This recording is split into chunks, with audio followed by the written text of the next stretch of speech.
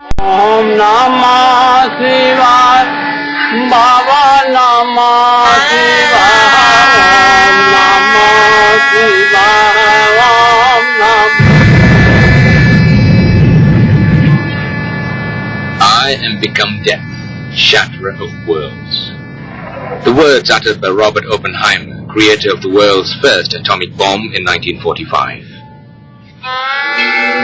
It's a passage from the Bhagavad Gita, one of the holy scriptures of Hinduism. Now the defenders of the Hindu faith have unleashed their own shatterer of worlds.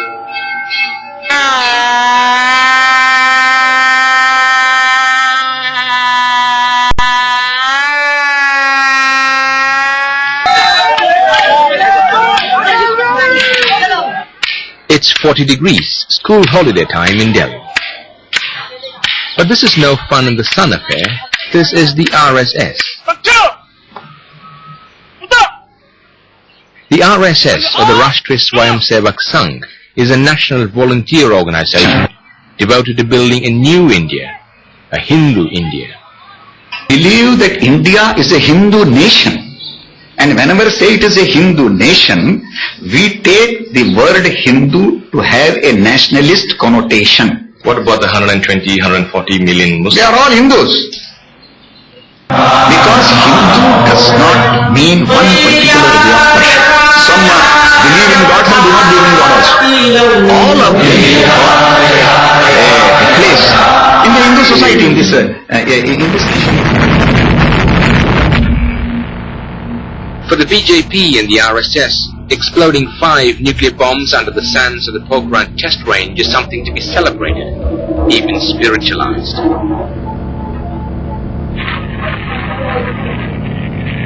It's frightening.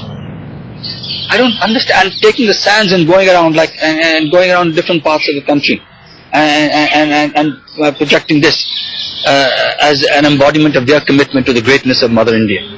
You know, like taking holy water and all. Taking sands of Pokhran, radioactive sands, then do it. They're talking already, the VHP has already said that it is going to build a temple there. A temple dedicated to Shakti. Unless and until this whole country becomes strong, united, and acquires an important place in the community of the nations in this world, our work will continuously go on. By any reckoning, K.S. Sudarshan, General Secretary of the RSS, is now one of the most powerful figures in India.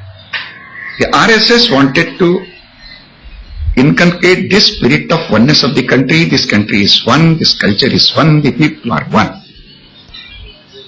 So in order to inculcate this idea and an all India perspective, as also a dedication to the country and discipline, these are the basic traits that are needed for the renaissance of the country. So RSS was started with this very purpose, to unite the Hindu society, to make them patriotic and disciplined.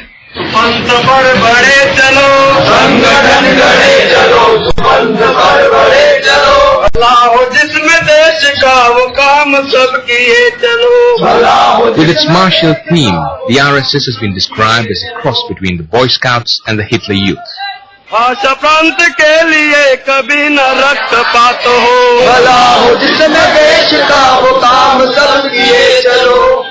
These recruits are not rabble-rousers from the slums.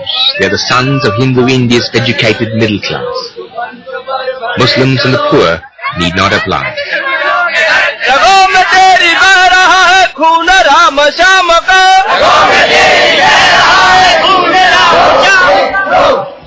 The indoctrination process starts early. Like their fascist forebearers in 1930s Europe, summer camp is the ideological training ground, turning today's students into tomorrow's political stormtroopers. They affect the minds of the children, they catch them young in 2 ways. Those who go through their schools, but obviously only a fraction of India's children will go through their schools. But what is more important is they build up these militant gangs. They are stormtroopers. They are brown shirts, if I may call them. Through their daily drills, which they hold in public places. And according to the latest statement, they have got more than 100,000 such shakhas or branches working every day. It's completely voluntary. So when it is completely voluntary, how can you compare it to either the Hitler or Mussolini or something of the sort? It's become a fashion to call such a thing as fascist and all those things. It's not at all.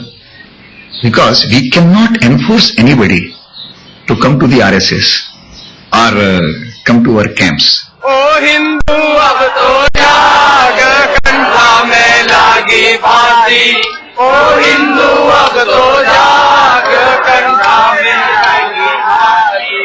Those who do come are taught to chant the mantra of oppression, of a millennium of Muslim and British domination that subjugated the Hindu people. Nahi udasi, tu apna gardash hoyo re par chodi nahi udasi. Koi gori gajni aaya, koi gori gajni aaya. Tera mat mandir dhaya, tera mat mandir dhaya. So over the years, when somebody grows up in this militant culture and he is given a dose of pseudo-intellectuality, given a certain version of India's history, which emphasizes the glories of the Hindu times, and it talks about 1,000 years of slavery under the British and under the Muslims, then it molds a mind which is basically anti-negative. It does not accept everybody is equally Indian. Therefore, it is not democratic. What about the criticism that there is an element of brainwashing in these camps? No, not at all brainwashing. As a matter of fact, if you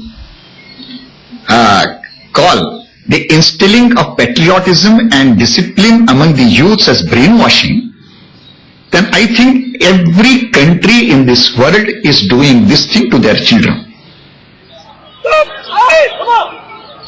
Muslim tombs form the backdrop of what is euphemistically called self-defense classes. A long tradition of street fighting stretching back to its foundation in the 1920s as an anti-Muslim defense group. Today, in public at least, the group is vague about the enemy. After all, the RSS now claims all Indians are Hindu.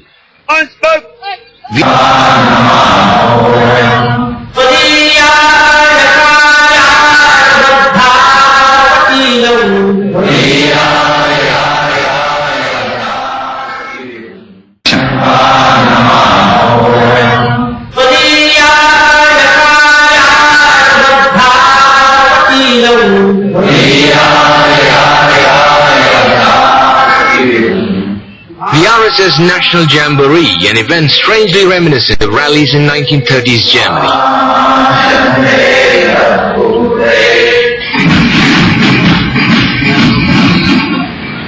For the shock troops of the RSS, these are the glory days. When the leaders speak, many assume it's now the imprimatur of the new government. परंतु अगर पता रहा China को और पाकिस्तान को कि भारत के पास भी मिसाइल है, प्रक्षेपणास्त्र है, एटम बम है, तो फिर कोई उसमें से दुस्साहस नहीं करेगा भारत के ऊपर आक्रमण करने का. Behind the scenes are Prime Minister Atal Bihari Vajpayee and Home Minister Lal Krishna Advani, both dedicated RSS members, imposing role models for this vast army that aims to dominate the political, religious and military stratas of India. RSS is an organization which I regard as a unique organization. Its principal contribution to the country is inculcation of feelings of patriotism, selflessness and discipline in the youth. I was 14 years old when I joined the RSS. You are a proud member of the RSS? Yes, I am a proud member of the RSS. With the BJP now eclipsing the Congress party as the dominant force in Indian politics, there are claims of a hidden agenda. That now it's in power, the BJP party will be revealed as nothing more than a front for the RSS. My first comment is The government, the RSS is not backing this government. The RSS is running this government. It's not just remote control. It's day-to-day guidance and direction.